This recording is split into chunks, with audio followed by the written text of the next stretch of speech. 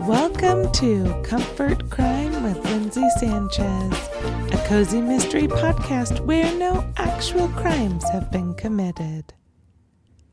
Today, we'll continue Murder on Maple Mountain, a cozy mystery with an amateur sleuth, a second chance romance, and a killer who won't stop until they finished what was started 12 years ago. If this is your first time here, please start with Episode 1, Chapter 1, or feel free to start with the prequel short story, Death at Dogwood Lake. There's a link to both in the show notes. For everyone else, we'll continue to Chapter 6, but first, an update. I am so excited today because I'm working on an ebook version of Death at Dogwood Lake, and I can't wait to share it with you soon. We also have a mystery song challenge update. Remember when I mentioned that there was a specific song that inspired the Jake and Georgia reunion in Murder on Maple Mountain? Well, one of you beautiful listeners guessed it correctly. Yay, good job! I am not going to reveal the song just yet because there are a few spoilers still lurking in that answer, and I know how we all feel about those. But keep your guesses coming, and if you're the impatient type like me, hang tight for just a few more episodes, and I promise I'll spill the tea. Last time, armed with nothing but her father's training, her best friend's almond extract, and a determination to see justice done, Georgia had to prove murder before the evidence was 6 feet under. Because if someone was poisoning little old ladies in Dogwood, they needed to be stopped.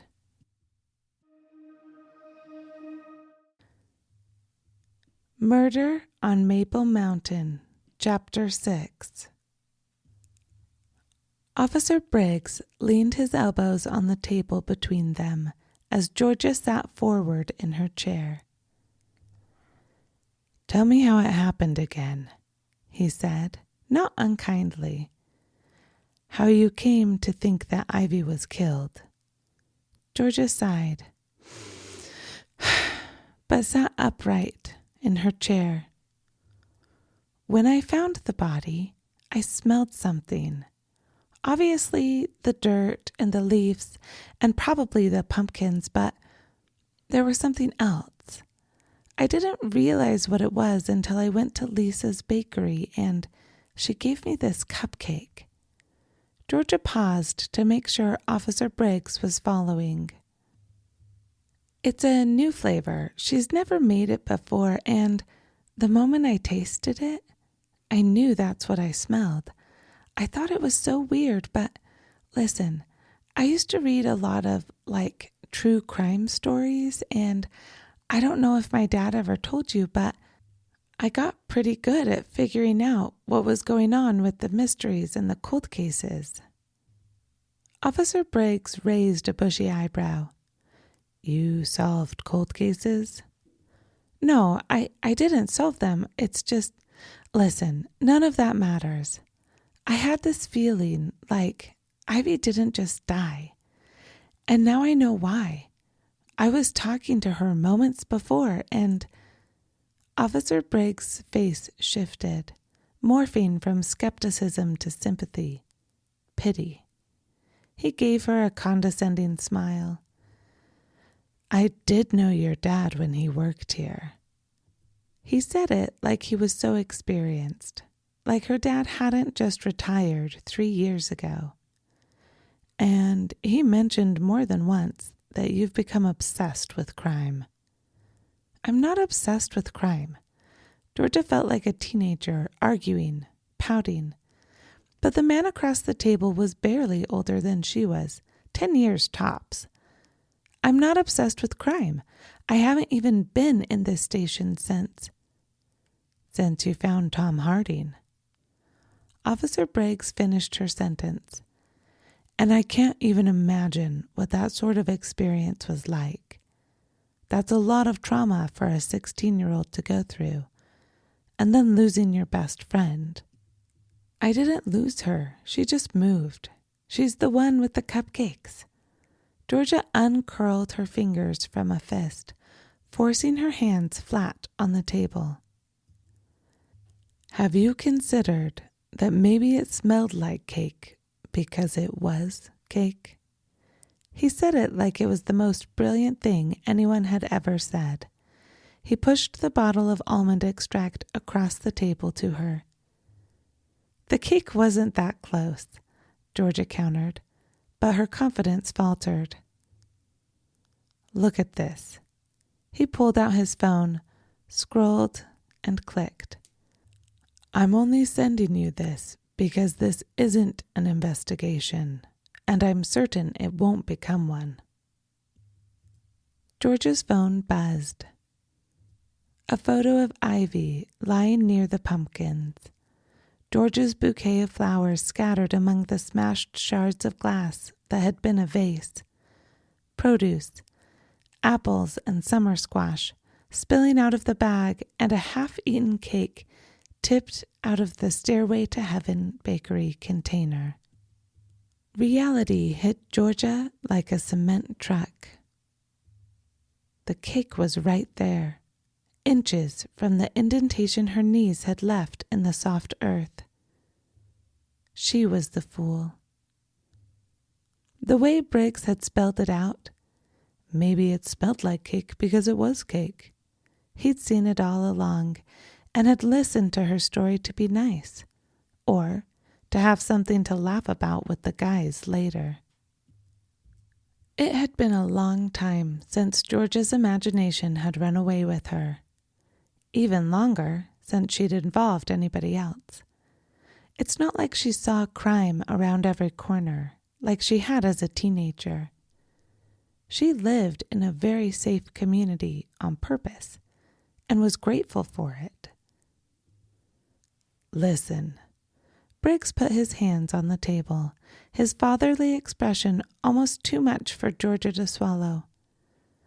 My wife is friends with the Stewarts. I understand Jake's back in town. Now, I'm not a therapist. I don't know anything about this sort of thing, but I've seen a lot here at the station. Enough to know that when bad things happen, it does something to the brain. He thinks I'm crazy. Georgia couldn't believe it. After all these years, she was back in the station, and this officer thought she was out of her mind.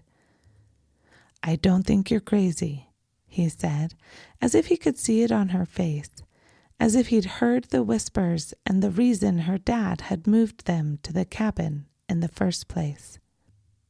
You were right the first time, when you found Tom.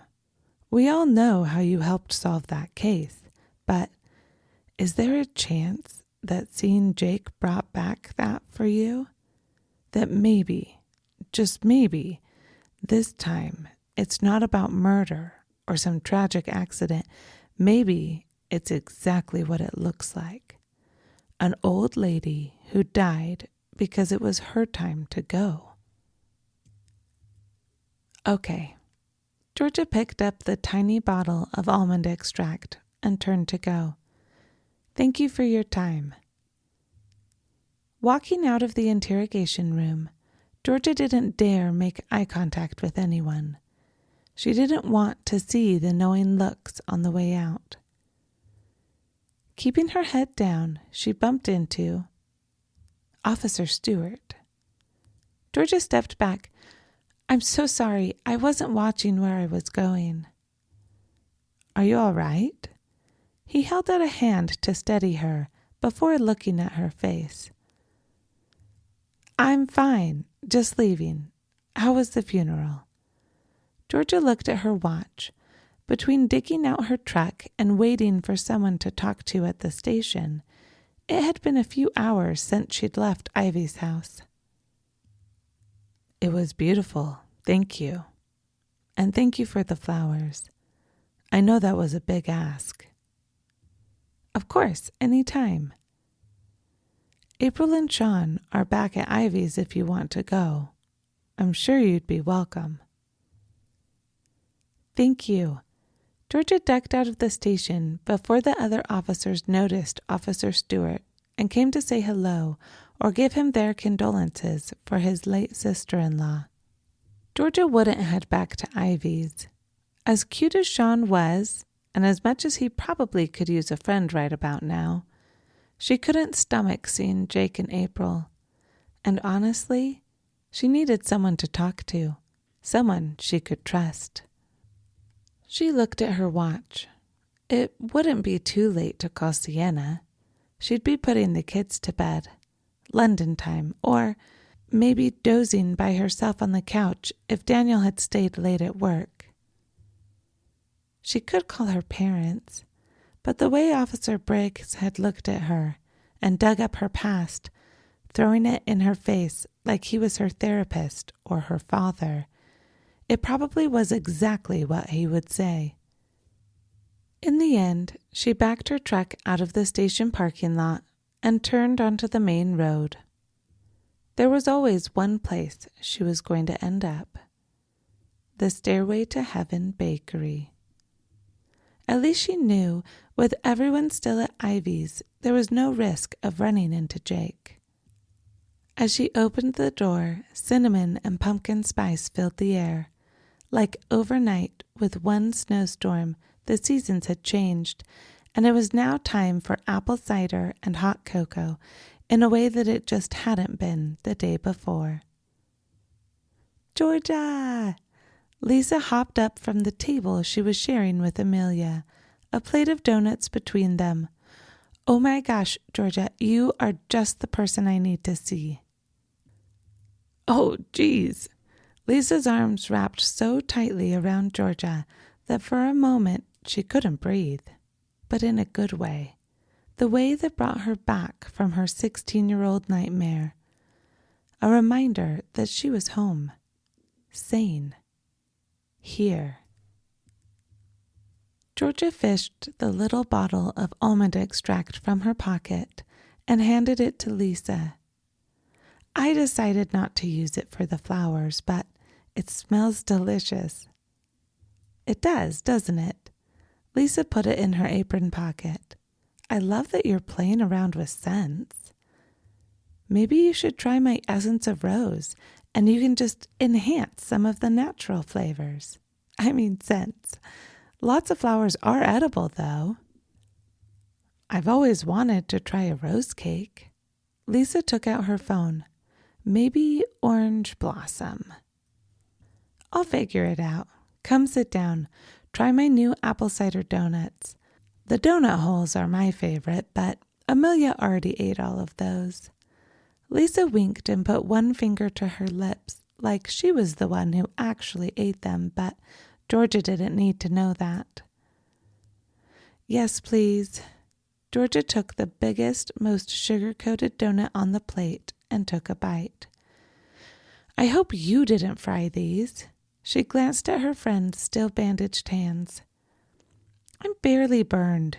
Everyone is making too big a deal out of this." She held up her white-wrapped fingers. "I'm a baker. We get burned. Now take a bite." Warm and sweet. It was firmer than most donuts, an old-fashioned cakey kind, Lisa's specialty. She could make them airy and cloud-like, but they didn't hold the flavor and substance as well, apparently. "Oh my gosh, Lisa, this is so good." Georgia put the rest of it in her mouth without pausing for breath. "Easy, Tiger." Lisa patted her on the back. "There's plenty where that came from. Hardly anybody showed up to Ivy's funeral. There are so many leftovers." "That is so sad." Amelia shook her head. "I mean, I know she was horrible, but she's still one of us." "Where did you run off to?" Lisa slid a mug of hot chocolate to Georgia, making it appear seemingly out of nowhere. That was Lisa's magic. She knew what you needed and had it for you when you did. I'll tell you later. Georgia took a sip and shook her head a fraction. Because Lisa was her best friend, she got the hint. And maybe Amelia did too, because she got up and brushed off her hands and smoothed down her apron. I'm going to start on the sugar cookies for the elementary school tomorrow. Where'd you go? As soon as Amelia walked through the swinging double doors, Lisa pounced. I've never seen Sean so sad when he realized you'd left. Okay, Sean has spent like 20 minutes with me. We literally met yesterday.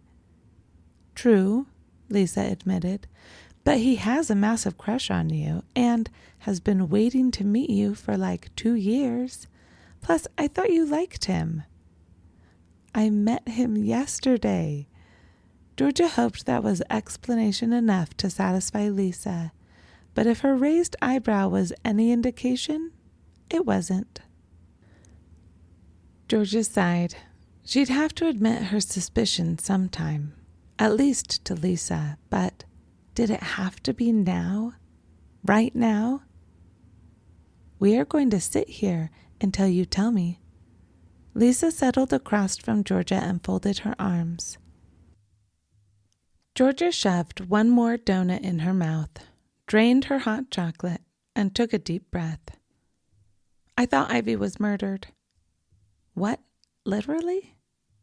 I know she's older than everything, but when I found her body, it smelled like... Georgia hesitated. I thought it was just the pumpkins, but when I ate that cupcake here, I realized it was almond. Do you know what smells like almond? Cyanide? Lisa put the pieces together faster than Officer Briggs had. She'd been with Georgia through her true crime phase. She might have even been the one to give Georgia that book on poisons. Cyanide, Georgia confirmed. I know it doesn't make sense, but I had to double check. So when I was there doing the flowers... Oh my gosh, tell me you did not cut off her finger for testing. No, gross. Nothing like that. I just smelt her. That's still gross, Lisa cringed. Smelling dead bodies is not normal, Georgia. She smelled like almonds. Bitter almonds. She smelled like cyanide. What did the police say? They said she probably smells like cake because she was eating cake. Georgia expected Lisa to nod and confirmed that Georgia was in fact crazy and probably needed to run back to her therapist. Lisa didn't. It wasn't the cake. She shook her head. But that was your flavor, the one I ate after, the one you'd been experimenting with. That was a new batch. You were the first to try it. There was no almond extract there. Not in my cakes, not at the farmer's market. Are you sure? Lisa's eyes were confident, her jaw set. Plus, she wasn't by the cake when you sniffed her today, was she? That was true. There was no cake in the coffin. Quickly, Georgia opened the file Officer Briggs had sent her, zoomed in on the cake tipping out of its container, and focused on the label. Chocolate chip. Lisa was right. It wasn't almond lavender or whatever Georgia had been force-fed. Chocolate chip. You didn't put almond extract on your chocolate chip cake or anything? Georgia asked, at this point almost hoping she'd been wrong. Lisa shook her head, her eyes practically screaming what Georgia had initially suspected. This was murder. But we have no way to prove it. We could dig her up, Lisa suggested helpfully. But Georgia already knew exactly where this was headed, and she still had no proof. Nobody had listened to her before Ivy was buried, it would be a lot harder to convince them now. Suddenly, the rushed funeral seemed to be about a lot more than just April leaving town. The thing that still just doesn't make sense is why. Georgia pushed fallen sugar dusting into a pile on the donut plate. How long of a list do you need? Lisa held her eyes. Everybody in town has a reason to kill her. No, I mean, why now? She's been a pain in everybody's backside for as long as I can remember. Why kill her now? Lisa shrugged. Okay. Georgia took a deep breath. We saw Ivy like minutes before she died. She basically stole flowers from me, but she'd pre-ordered a cake from you. We all remember yesterday. Lisa looked toward the swinging double doors that led to her kitchen, her interest already waning, like she'd rather be prepping sugar cookies with Amelia than figuring out theoretical murders like they had when they were younger. Okay, but do you, have records? Can you prove that Ivy pre-ordered a cake? Why? She pulled out her phone and scrolled till she found what Georgia had asked for, a list of pre-orders for the farmer's market yesterday. If Ivy was poisoned, if it smells like cake because it was cake, and if the cake didn't have almond extract, well, Georgia didn't want to say it. She didn't want to see the look on Lisa's face, but it was the only thing that made sense. What if the cake was poisoned? And what if someone knew that cake was for Ivy? I do not poison my cakes. Lisa took it about as well as Georgia had expected her to, her voice hard and low. Of course it wasn't you. Somebody could have. Anybody could have accessed them. It's not like you keep your kitchens under lock and key. Anybody could have gotten into your box of cakes at any point and found the one meant for Ivy. No, Georgia. Lisa was losing patience now that her bakery was involved. It was clear in the flat edge of her voice. Nobody poisoned the cake. But they could have. But they didn't. Lisa held up the list of pre-orders. Ivy isn't on the list. She stole a cake from me just like she stole the flowers from you. Georgia looked at the cake one more time, almost hoping to see almonds on the ingredient list, searching for something to prove her wrong so she could let this go and move on like everyone else. There was something. Writing, scrawled just under the chocolate chip label, 4 letters. R-O-S-E.